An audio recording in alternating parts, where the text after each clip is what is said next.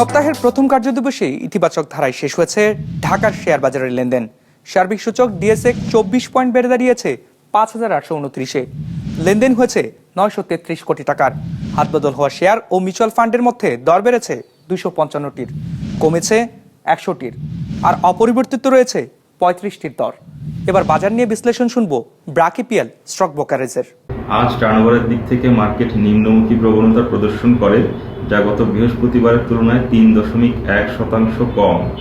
এদিকে অধিকাংশ large cap সেক্টরে আজ পজিটিভ পারফরমেন্স দেখা গিয়েছে। এখানে সবচেয়ে ভালো পারফর্ম করেছে NBFI, followed by food and allied এবং ইঞ্জিনিয়ারিং সেক্টর। টার্নওভারের দিক থেকে আজ সবচেয়ে ভালো পারফর্ম করেছে food and allied sector, followed by fuel and power এবং ফার্মাসিউটিক্যাল সেক্টর।